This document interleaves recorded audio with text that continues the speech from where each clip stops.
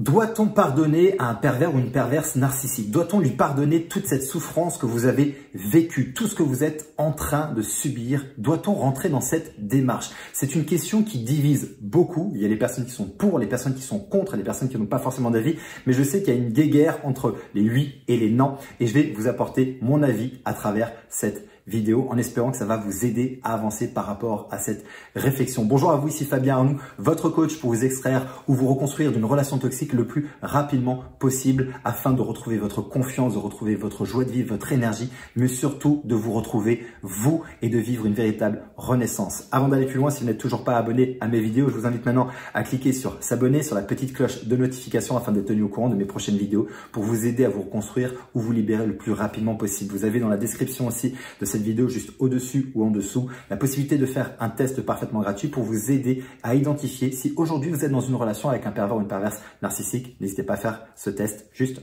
en dessous en cliquant sur le lien. Alors c'est une question qui divise beaucoup, c'est une question qui est un petit peu épineuse parce que bien évidemment il y a les pour et il y a les contre. Et parlons déjà des contre parce que c'est une question que je viens souvent traiter lors de mes coachings et lors de mon programme de coaching et d'accompagnement Renaissance avec les membres du programme. C'est que bien évidemment lorsqu'on est dans notre souffrance, lorsqu'on est dans une situation où on est encore dans la relation, pardonner à l'autre peut être effectivement extrêmement compliqué et on n'a pas envie de rentrer dans cette démarche et c'est tout à fait normal. Comment est-ce que je pourrais pardonner à quelqu'un qui me fait souffrir, à quelqu'un qui a détruit littéralement ma vie, qui me détruit émotionnellement, mentalement, physiquement et qui m'entrave, qui m'empêche d'avancer, qui m'empêche d'être heureuse, d'être heureux. Bref, comment est-ce que je peux pardonner à cette personne-là? Et effectivement, c'est extrêmement compliqué. Je crois que le pardon peut être une solution, mais ne doit pas être tout le temps la solution. Je vous explique. Je pense que pardonner peut être effectivement un chemin de résilience, mais qui doit être fait à un moment donné du processus après la relation. Lorsque vous avez quitté la relation, lorsque vous êtes dans votre travail de reconstruction et que vous avez encore des charges émotionnelles liées aux souffrances de cette relation, il est intéressant à un moment donné de rentrer dans le pardon. Et je vais définir ce pardon d'une façon bien spécifique avant que vous ne quittiez cette vidéo en colère et en mettant un commentaire désobligeant.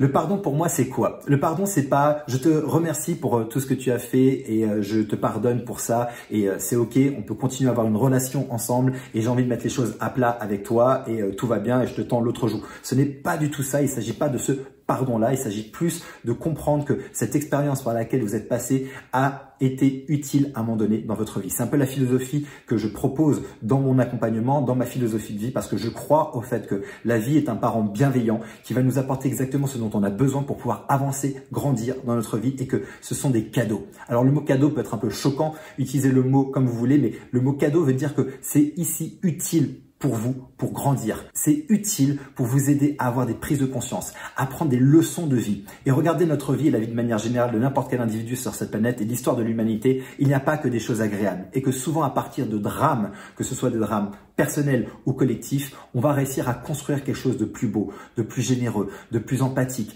basé sur l'humain, avec des prises de conscience. Bref, on a besoin de ces moments de difficulté, on a besoin de ces moments de souffrance pour pouvoir grandir, s'épanouir et s'aligner sur ce qui est réellement important pour soi. Et je crois vraiment que s'il y a bien une mission pour ces personnes-là sur cette terre et si on doit bien donner un sens à ce type d'expérience dans notre vie, c'est tout simplement de leur donner ce sens-là, de dire je dois comprendre quelque chose à partir de ce type de relation. Il y a un travail certainement à fournir en moi sur peut-être ma capacité à m'écouter, ma capacité à me respecter, ma capacité à m'aimer, à prendre soin de mes blessures du passé, peut-être mes blessures d'abandon, de rejet.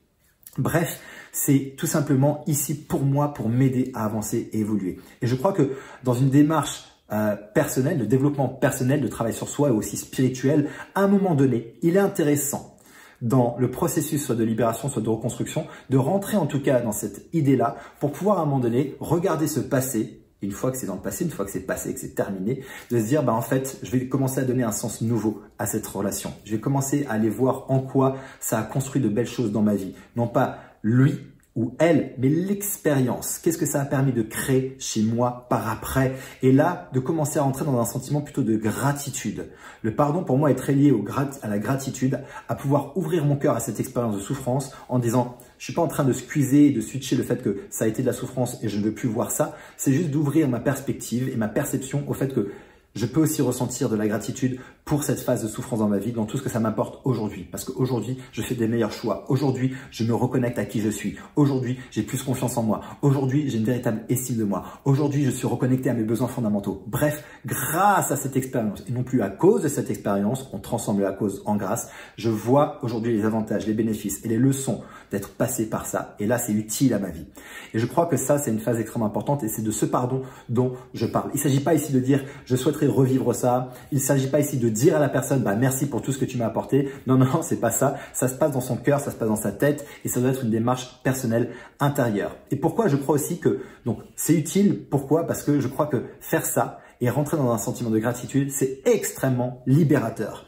Et je peux vous le confirmer, je peux vous l'affirmer, qu'à chaque fois que j'accompagne des personnes dans le programme Renaissance qui arrivent à la fin du programme et qui sont capables de dire merci à cette expérience, non pas à la personne, je dis bien l'expérience, on prend de la hauteur, et bien là, il y a une véritable transformation. Là, d'un coup, boum, on peut dire, ok, le job, il est fait. Par contre, je crois que ce n'est pas intéressant de rentrer dans cette démarche-là trop rapidement dans la phase de reconstruction et de libération. Pourquoi? Parce que imaginons que à chaque fois qu'il se passe quelque chose, et c'est souvent ce qui se passe d'ailleurs, vous avez tendance à oublier, vous avez tendance à être amnésique, vous avez tendance à pardonner à chaque fois. Ah, il m'a mis une petite claque, c'est pas grave, il n'était pas bien aujourd'hui. Non, ça c'est inacceptable. Il ne s'agit pas de pardonner ici. Il s'agit ici de prendre note de ce qui est en train de se passer et il ne s'agit pas de dire pardon, je te pardonne et tu peux recommencer. Vous voyez la différence? Elle se joue à cet endroit-là. Ce n'est pas de ce type de pardon dont je parle. Il ne s'agit pas d'un pardon vraiment premier degré. Il s'agit juste ici de voir les choses sous un angle différent pour pouvoir se libérer plus tard. C'est un vrai acte d'amour de soi, c'est un vrai acte de libération personnelle. Donc, vous n'avez pas besoin de rentrer dans cette démarche-là quand vous êtes encore dans le rush de la relation et que vous avez besoin aujourd'hui de cette énergie de colère saine contre l'autre pour dire il est hors de question aujourd'hui que je lui pardonne et que je lui pardonne tout ce qu'il m'a fait ou tout ce qu'elle m'a fait. Parce que cette énergie-là,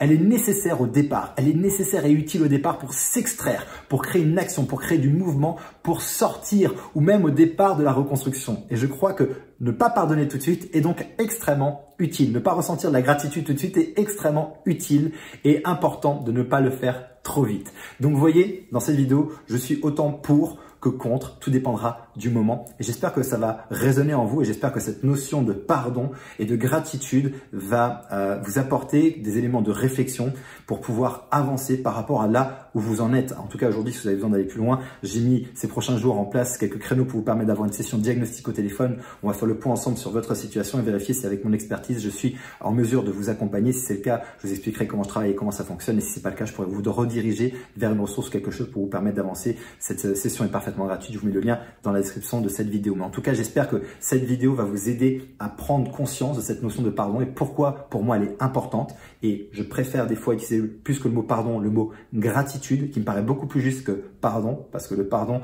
souvent, une fois de plus, quand j'ai les personnes de mon programme qui disent, mais attends, cette notion de pardon, je la comprends pas, moi je suis en révolte aujourd'hui, et effectivement, le mot gratitude parlera beaucoup plus. Donc, utilisez le mot qui vous parle le plus, que pardon, gratitude, on est sur la même chose, mais on prend de la hauteur et qu'il y a des moments pour le faire. Mettez-moi ça dans les commentaires si ça vous parle, si ça vous aide, si vous êtes bien évidemment contre, si vous êtes révolté, parce que je suis en train de vous dire aussi, n'hésitez pas à me le mettre dans les commentaires, je me ferai un plaisir de vous lire et de vous répondre dans mes prochaines vidéos. Et en tout cas, si ça fait écho pour vous, si ça vous parle, mettez-moi un pouce pour soutenir cette vidéo. N'hésitez pas aussi à la partager à quelqu'un qui a besoin d'entendre cette information et qui pourra l'aider à avancer. D'ici ma prochaine vidéo ou mon prochain audio, surtout souvenez-vous et rappelez-vous, quoi qu'il arrive, vous méritez d'être aimé, quoi qu'il arrive, vous méritez d'être heureuse et d'être heureux. Et je vous dis à très bientôt.